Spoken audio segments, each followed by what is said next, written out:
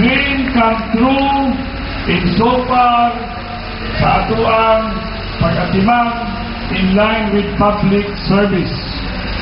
Kini natong gitanaw nga there will come a time nga ang atong mga equipment kinahanglan ato nagyong atimanon o dili kay magsigit tagtanaw surplus kinahanglan ato yung patagamtanon ang katawhan sa siyudad sa Sugbo nining mga brand new nga mga heavy equipment pakpakta sa mga taxpayers nga nihatag o nibayad o hinaot unta with the coming in again sa itong treasurer nga atong mga taxpayer apil ang senior citizen nga naka-afford hala pamayag mo sa inyong taxes kay ang inyong mayon wal nilaing tumong mo nara ang pagtrabaho trabaho minusan ang politika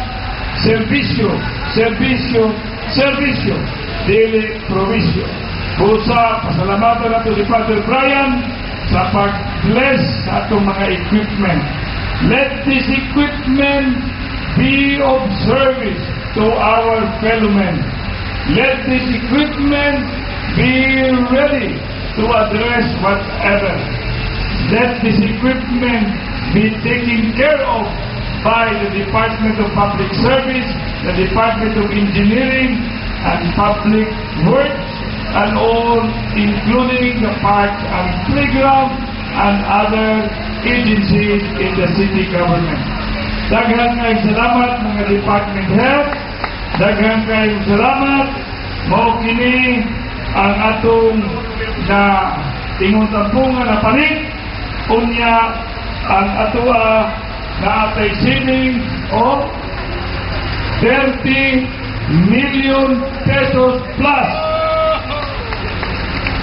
Tungod kay ang atong giagian usa ka public bidding.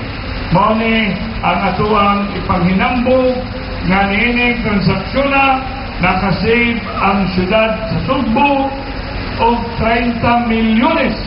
Kapin, pakpak mga kaigsunan.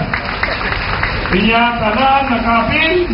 O therefore, mga kaigsunan, mao na ang akong gingon sa katapusan. What belongs to the people should be given unto the people, and therefore, much as possible, should never reach anyone's pocket. Masabot, palong sa katawan, pakpak mga kauman!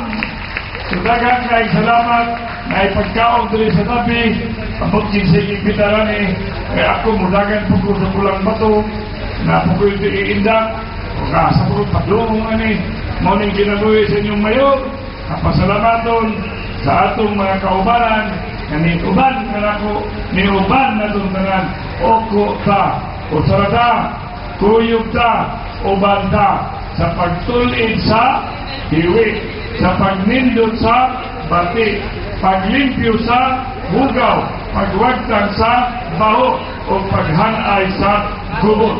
Daghang salamat. Praise the Lord.